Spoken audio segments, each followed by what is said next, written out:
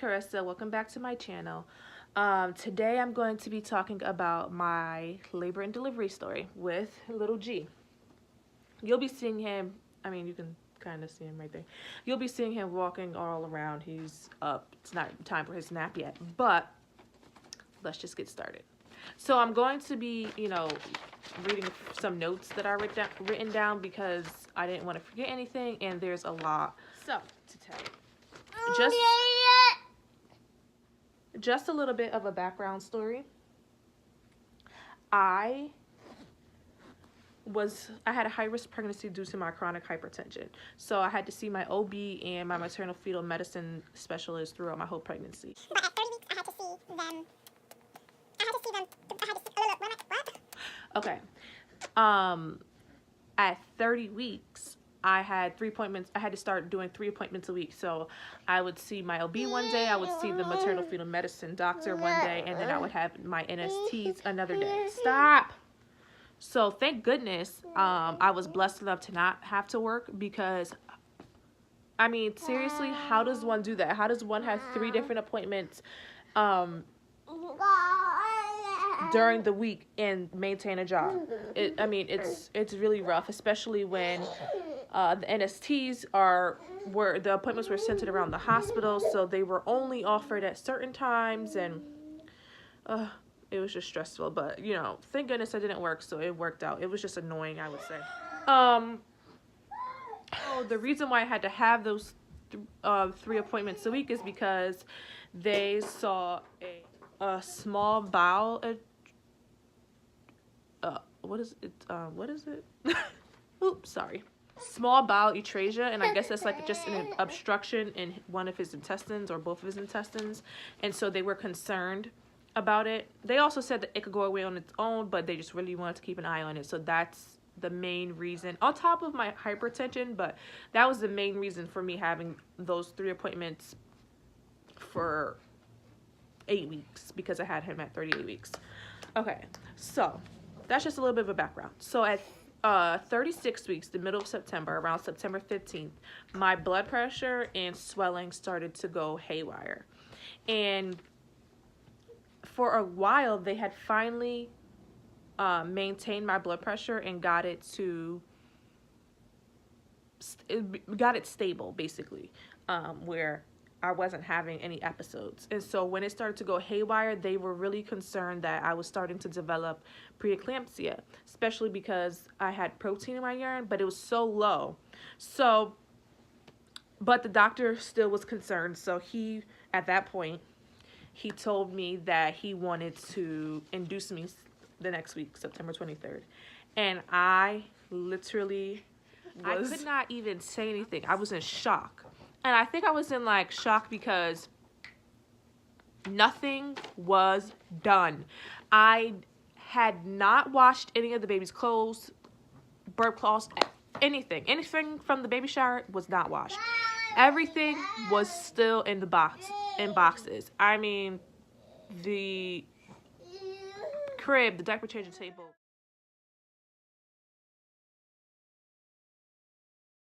It was mayhem in the house because he was renovating. So our room was not even done. What am I saying? Okay. Our room was not done being painted. One half of the room was painted, one half of the room was not. I'll post a picture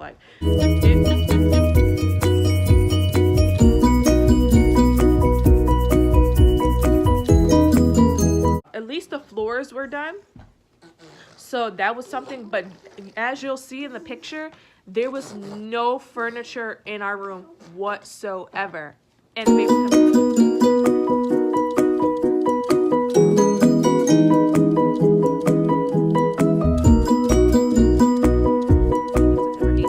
I monitored my blood pressure religiously, and thank goodness that whole week my blood pressure was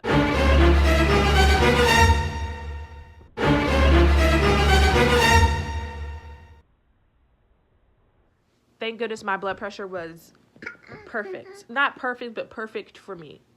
My average, or my goal, was to stay at 140/90. And it was just in that range. So he said, okay, Carissa, we're not going to induce you on September 23rd. We're going to induce you October 3rd. And I said, okay, that's fine. I mean, I was 38 weeks at that point. So that's fine.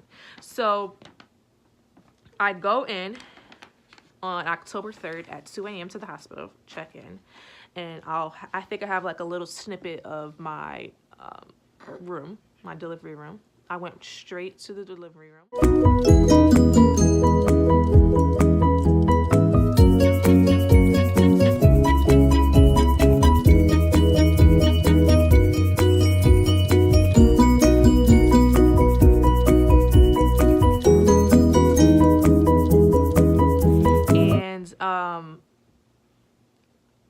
Garrison was dead tired, like, as was I, because I didn't get any sleep the night before. We were at the laundromat washing every single thing that the baby had, and of course I had to put everything away. He was like, you don't have to, you know, and I'm like, I do have to. And I'm like, and the room needs to be set. He's like, Kristen, you're not coming home right away. And I'm like, no, the room needs to be set. I don't really know why I was so, I mean, maybe it's just first mom syndrome. You have to have it. It's this. And, you know, he has 3 other kids. So, I mean, I guess I should have listened to him in retrospect, because I went in on October 3rd and I didn't even leave the hospital till October 7th. So he still had 4 extra days to get the room ready. But I was adamant. No, the room has to be ready before I go in. So I'll put a picture. The room was ready.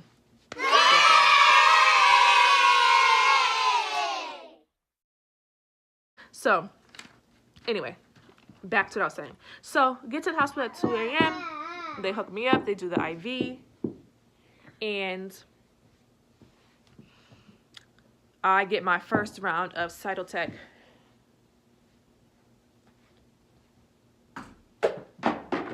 I get my first round of Cytotec at 3 a.m. I mean, it really didn't hurt. I was having contractions, but it was like cramp. I mean, it wasn't painful. And then, so I would have Cytotec every 4 hours. So I had it at 3 a.m. Then I had another dose at 7 a.m. At 7 a.m. they also started me on Pitocin. And then during those 4 hours till my next dose, they would up the Pitocin, up the Pitocin, up the Pitocin. So by 12:30, I got another round of Cytotec, and I was at the highest level of Pitocin. And even still at this point, what? Okay. Even still at this point, I'm not even dilated whatsoever. Cervix is still high, thick, and closed. My body was really not ready for labor. At this point, the doctor is saying that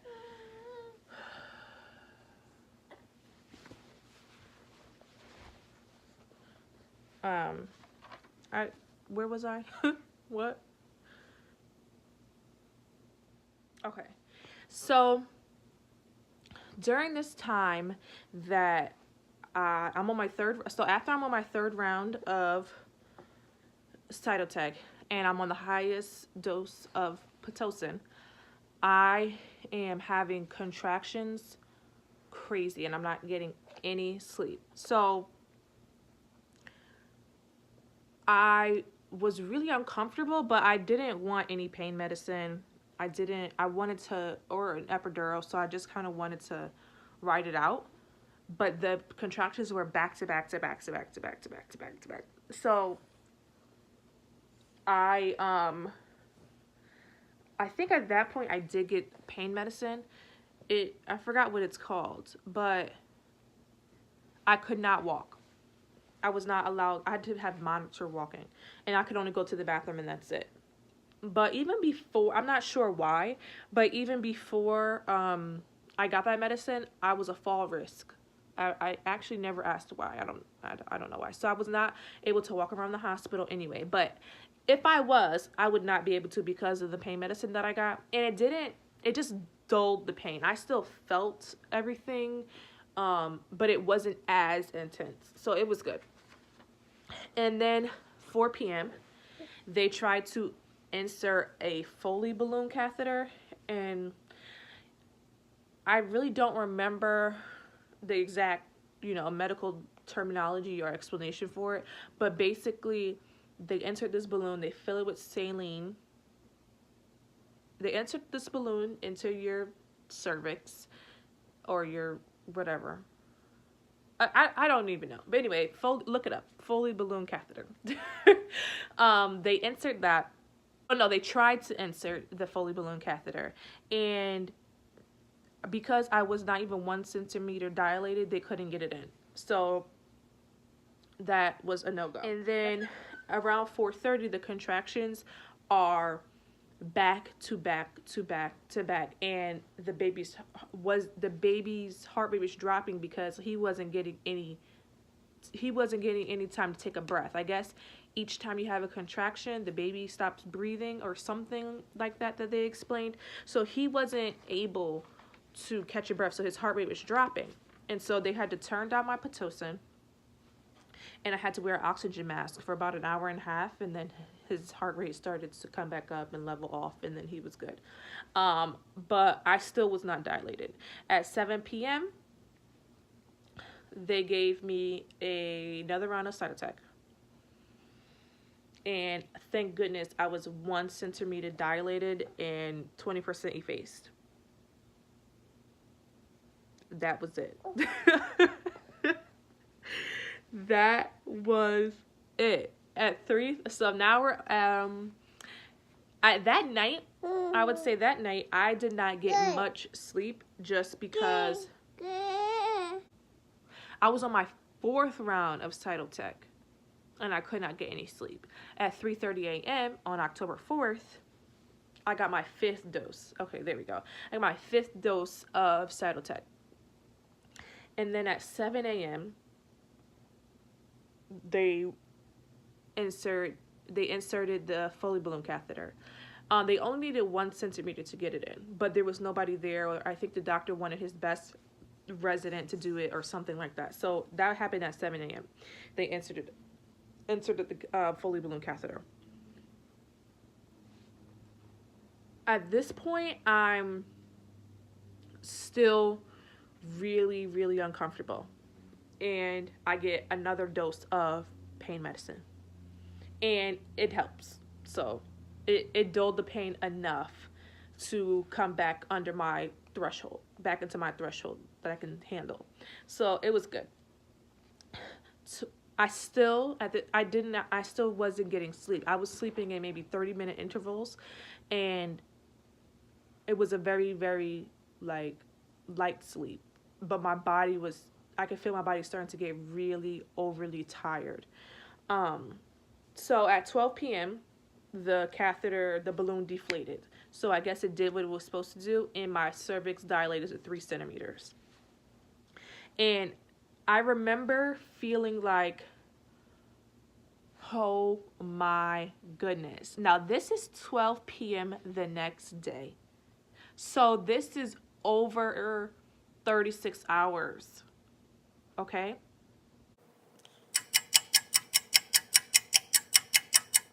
No, this is about to be 36 hours of Cytotec, Pitocin, checking, this is about to be 36 hours. And I was so discouraged because I'm like, I'm really only 3 centimeters dilated. Seriously, after all of this work, I just felt like something can't be right with this picture. Like something cannot be right with this picture. Around 2 p.m. the doctor came in, and he's like, I think I'm just going to break your water to help speed things along because I can see you're tired and we just need the baby out of there. I'm like, okay. So he breaks my water at 2 p.m.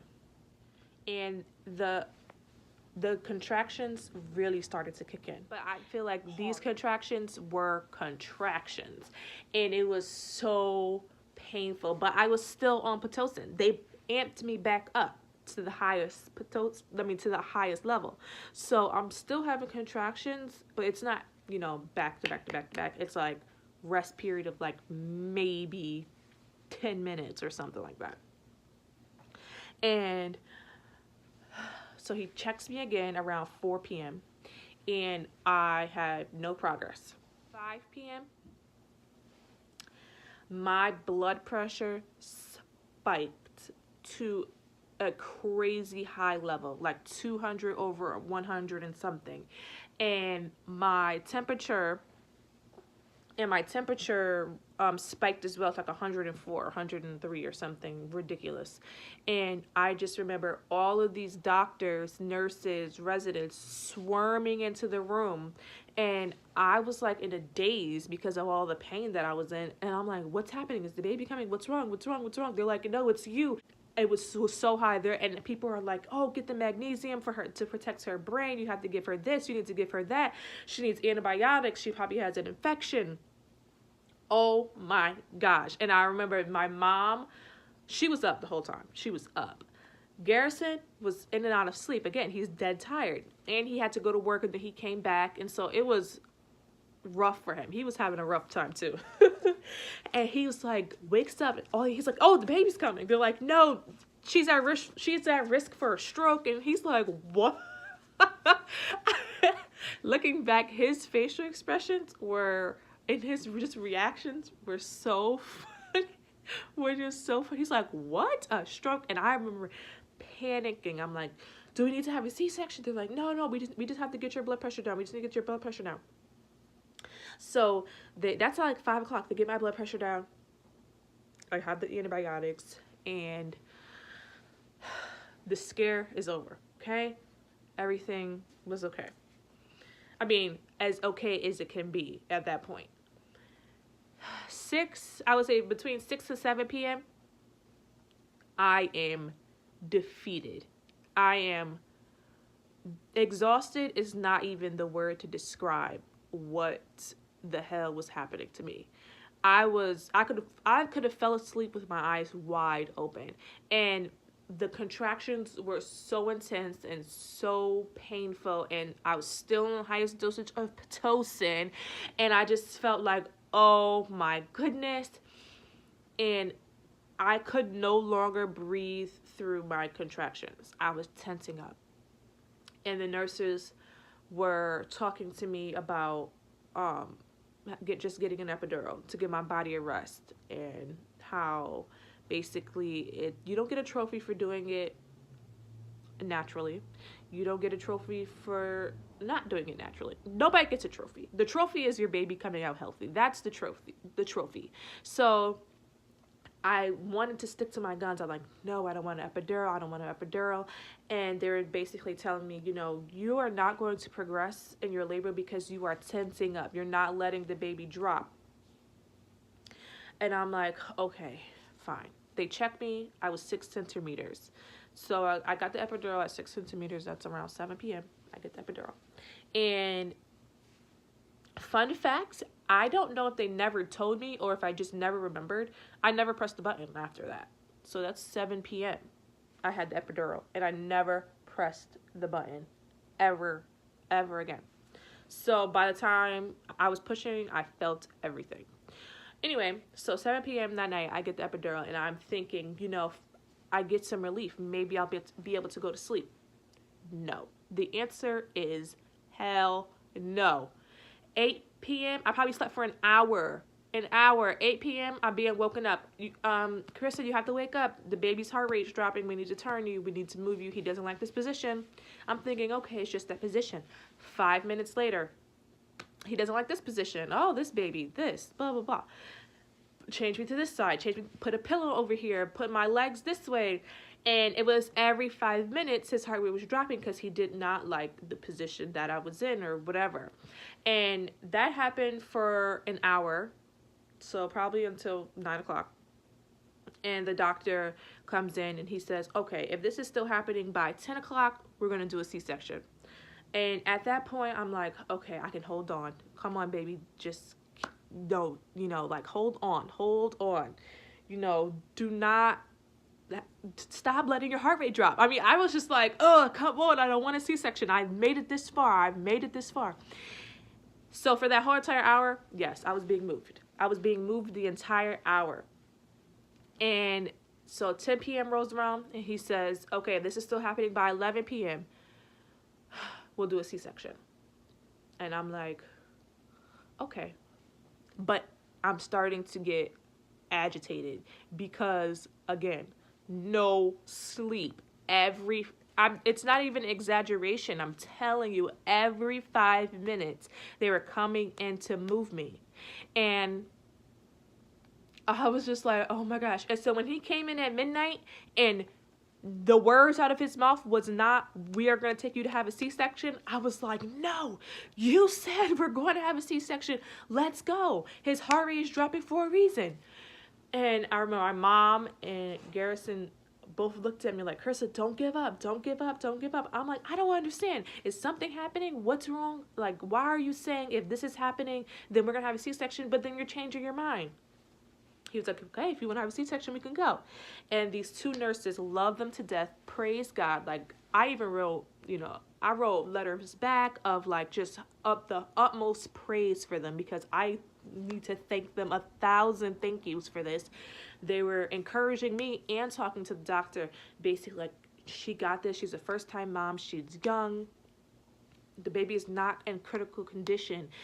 Her blood pressure is okay. We will move her every 5 minutes. We will monitor her. We got it. Carissa, you can do this. You can do this. Home stretch. Home stretch. And I'm like, okay, I don't want a C-section. I really don't want a C-section. They say the baby's okay. He's just not like in the positions that I'm in. Okay, and the doctor, he gave the okay. He felt his medical opinion was okay. She doesn't have to have the C-section right now. And, I'm really thankful for that, because a lot of doctors do try to push you to go under the knife, especially with such a prolonged labor like this. So that's at midnight. And they literally moved me all night long. And they turned me and they tossed me. And I mean, the whole entire, like, medical staff, like, all the doctors that were on the floor was, was intrigued by my case. I don't know why. I never figured out why they were so interested in what was happening. But I just know different doctors came in, they looked at my contractions, they looked at my blood pressure, they go out to the monitor, they're looking at the baby thing, and I'm like, what is happening? Like, I don't know. It was weird. It was weird. They were really interested in the case. So from 12 a.m. from midnight, this is October 5th now, from midnight until about 4 a.m. I am being woken up. I'm having contractions. I'm in pain. I'm uncomfortable. I'm tired. And I was really just aggravated, because I'm like, seriously? So the nurse finally, she goes, you know what? We're going to check you. She goes, I can check you now, or I can call the doctor to come check you. And I said, you know what? Just let him sleep, because I'm probably not even progressed enough for him to even be here. And so she was like, okay, I'll just check you. And so she checks me, and I was 7 centimeters. 7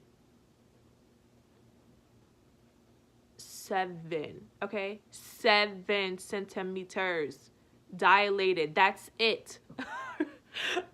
I was like, I just feel like all this hard work for 1 centimeter for the past, 6 hours, 7 hours. I was just like, oh my freaking goodness. But so she leaves the room. She says, it's okay. She leaves the room. No longer than 5 minutes later, Garrison's sleeping at this point. No longer than 5 minutes later, I'm like, Mom, I have to push. So I'm pressing the button for the nurse to come. But according to my mom, they were not coming fast enough. So she runs out. She's like, she has to push. I had this real big urge to push. And she goes, I just checked you not even 5 minutes ago. I don't think that you're ready to push. It's probably just a really big contraction. And I'm like, no, I'm pushing. So she checked me. She goes, yo, yeah, you're 10 centimeters. And she goes, stop pushing. I see the head. Let me call the doctor. So like everyone's rushing, trying to get, it was 150 different people in the room. It felt like. Since I had a fever, they feared that I had an infection and that it would pass on to the baby once he passed the birth canal. So the NICU team was in there, delivery team, and my doctor, and my mom, and my boyfriend. So the doctor comes in. He goes, let's see if you're ready to have a baby. And I do like maybe 2 or 3 pushes. And he says, you're not ready. Because he was trying to motivate me, like trying to get me angry. He knows how to motivate me. He's like, you're not ready. And I'm like, I'm ready. So I did 1 big push. He goes, oh, there you go. You're ready. And so I would say probably maybe 7 to 10 pushes. And this little boy was out. He was 5 pounds, 11 ounces, 19 1/4 inches long. He was born at 4:34 in the morning.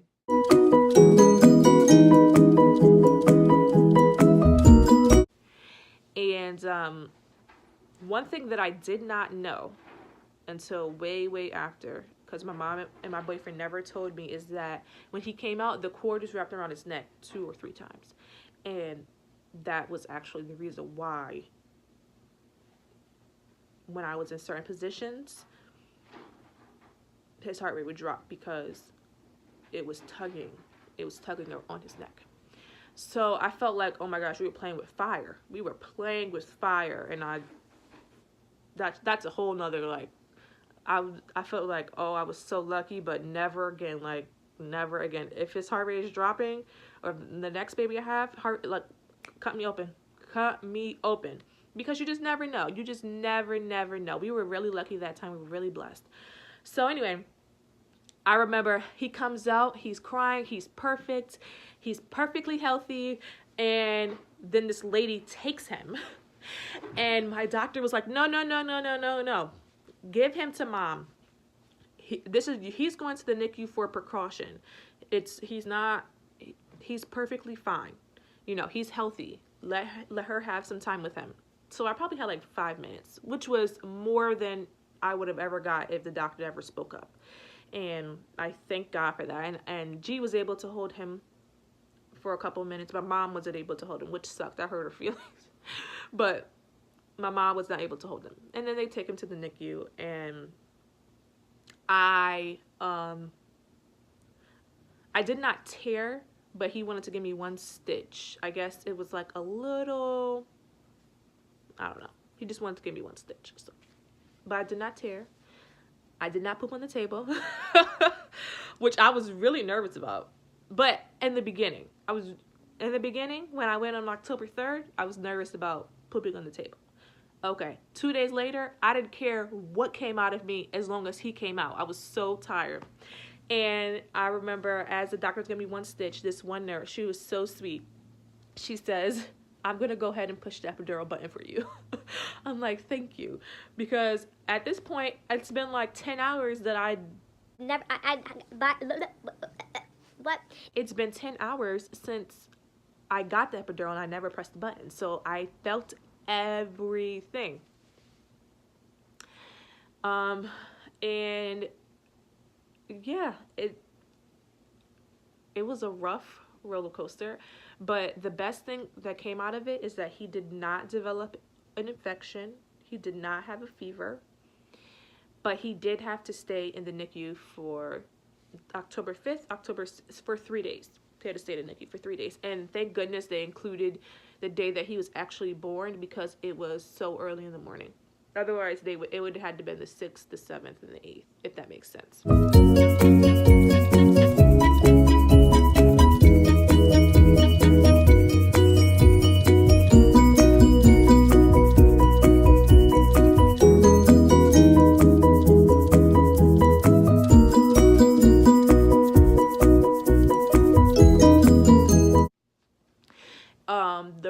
sucky part about it is that I was not able to go see him on October 5th.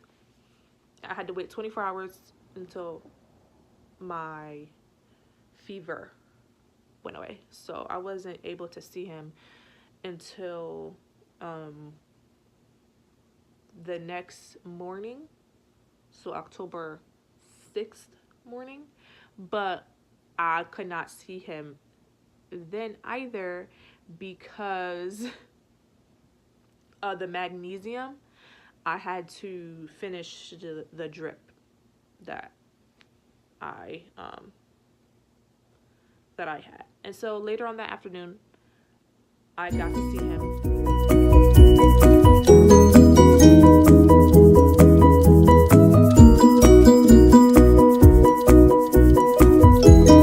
And then I could only stay there for maybe 30 to 45 minutes. And I was called back to the room because they wanted to check my blood pressure, and sure enough, it went back up. So I wasn't able to see him that night. The good thing about it at that hospital is that they have little monitors in their cribs. So you can see your baby. They give you a passcode and a username, and you can see your baby. And so I took a lot of pictures and screenshots, and every time Garrison went down there, he took pictures for me. So it was really sweet. And then on October 7th, I was able to go see him again freely. I mean, I couldn't walk, but I took my wheelchair, and I stayed down there for a while, and then he got circumcised, and we were discharged, and we went home that day. And I'll insert pictures of him in the NICU and the day that we went home.